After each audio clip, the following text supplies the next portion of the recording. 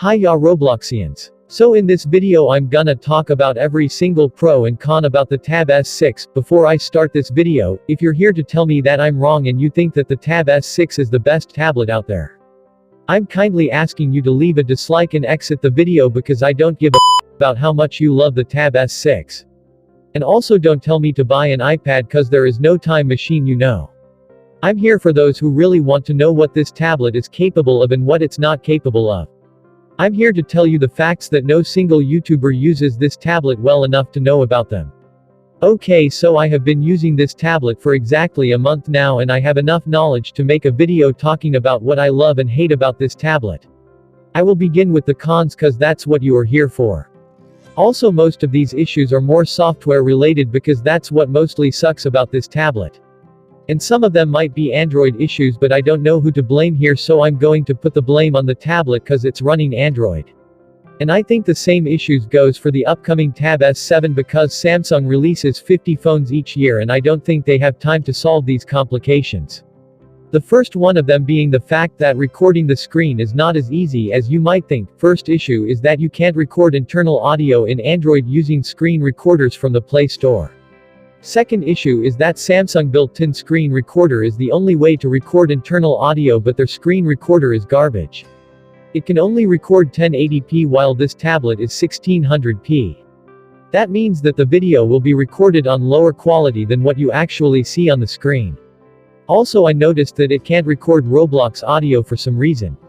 And it's really laggy, and you can notice that clearly because this video is recorded using it, and for screen recorders from the Play Store. There are no good screen recorders beside these two screen recorders you see on the screen. First one is Screen Recorder, no ads, which has the issue of video corruptions after you finish recording. Also, it's heavy on resources and lag can appear on the video sometimes. So imagine recording an amazing gameplay, then you get a corrupted file. That happened to me on Eviction Notice where I recorded 2 gameplays and both of them got corrupted. And the other screen recorder that I actually used for the last 4 gameplays is AZ Screen Recorder, which also has an issue that if I recorded lower than 60 FPS video, then the quality will get lower and lower as you go down in FPS. And if I recorded 60 FPS, it will get heavy on the CPU when playing demanding games like Mad City, Jailbreak and Showcase games, and also Minecraft sometimes. And if you're wondering why I didn't consider other screen recorders, cause they all can't record good quality videos. I can talk more about screen recording, but that would be so boring. Second issue on this tablet is apps freezing from time to time. This includes apps like Chrome, KineMaster, and even One UI, also known as the Samsung user interface, get frozen sometimes, and even lock screen can go crazy sometimes. Third issue being games optimization. Imagine playing a match of Call of Duty Mobile and the screen goes black in the middle of the match. How annoying would that be? And also in Roblox, whenever you hit the backspace button when chatting, a mouse pointer would appear in the chat box. Or the issue where you can't move or rotate the screen when you sometimes join a game or oof in a game, and the issue where chat bubble gets cut off so that you won't see the last word of every chat bubble sent by any player including you. Although this happens on many devices, but I included it so that you know that a laptop would be better for playing Roblox. I will include a link for some of these issues in the description. The fourth problem is that the user interface is not optimized either. I have the issue where sometimes my wallpaper stretches down, or app folder icons would look like they were hit by a tornado. I couldn't take a screenshot, but it would look like something like this. Also, I noticed another issue as I am typing right now. I have another app opened on the other side of the tablet screen, and every time I hit the space button on the keyboard, the keyboard goes down, and that's really annoying for multitasking. Fifth problem is face recognition is rubbish. And especially if you're someone who wears glasses. I sat up my face twice with my glasses on and off, but it still struggles to recognize me. And don't forget that you have to lift up your face and put it in front of the camera to get a chance of being recognized. Also, fingerprint sensor sucks, but I'm gonna talk about that later. Sixth issue is RAM management. I bought the 6 GB of RAM version, but 2.5 to 3 gigs of RAM are already taken by the system with no apps opened. So there is that if the RAM is something you care about. Seventh issue is system bloatware coming from Android 4.4 TouchWiz UI. I personally think Samsung One UI is bloated with unwanted apps and features that you might not even use them, but you can't uninstall them. Take for example, although I know that would be boring, but I will mention the bloatware that I found so far. Android Auto, AR Doodle, AR Emoji, Bixby Service, Bixby Voice, Briefing, Daily Board, Game Launcher, Keyboard Content Center, Live Messages, Samsung Checkout, Samsung Daily, Samsung Pass Provider, Autofill with Samsung Pass, Secure Folder, Bixby Voice Wake Up. And also Samsung Dex, which I am never going to use, but it is still there taking up some storage. Also third-party bloatware such as Netflix, Microsoft OneDrive, Google Duo, which you also cannot uninstall. Add on top of that one UI might look childish. But it's up to your personal preference, I guess. Okay, so enough talking about how bad the software is. And the lack of professional video editing and 3D rendering apps such as Blender, which neither this tablet or even the iPad Pro has an alternative to. And I am mentioning this because some YouTubers say that this tablet might replace a laptop, which for me is totally wrong, and this tablet or any iPad cannot replace a laptop.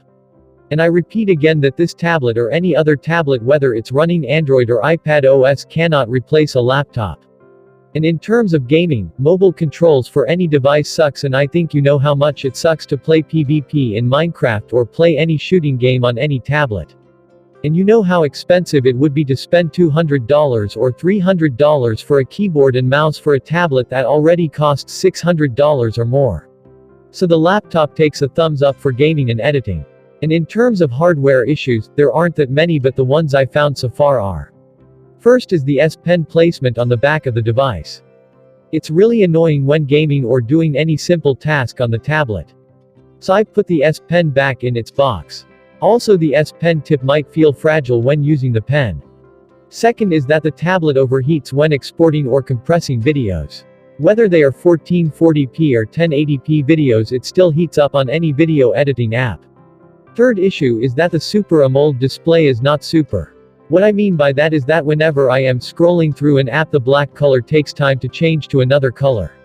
So when scrolling down, you see like the black content is moving up when it's supposed to be down a little bit. However, that's not that big of an issue. As a matter of fact, I find it funny to see the black color moves up and down. But the thing that is not so cool is color shifting to green when looking from different angles. Lastly, the fingerprint sensor is terrible. I had to register the same finger 3 times to make it usable. I wish it was a physical fingerprint sensor on the power button. So that's it for the tablet issues. Now I will go over the pros of this tablet. First is that the tablet is so light when holding it up. However, depending on what case you're buying, it might get heavier a little. Second is the display. Colors look so sharp and clear with a high color accuracy, and it is really enjoyable to watch YouTube on this tablet. Third is the speakers, which are really good and sound loud. But don't let the number 4 fools you, because 2 speakers on both sides of the tablet would have been enough for stereo experience. But it's good that they make it louder if you want that. Fourth is the battery life, which is good, but you can't get a full day with it if you use the tablet a lot or watch lots of YouTube videos or play lots of games. However, they include a 15-watt fast charging brick in the box. Fifth is the full screen with no physical buttons or bezels. It's something that you have to pay $800 to get in an iPad. Okay, so that was my full honest opinion about the Tab S6 and its successor, the upcoming Tab S7 or the Tab S7 Plus. At the end, if you don't mind the issues I have mentioned, then you can buy it. It's your money, I don't really care. Anyways, thanks for watching this video, and if you have any question about the tablet, leave a comment down below. Bye.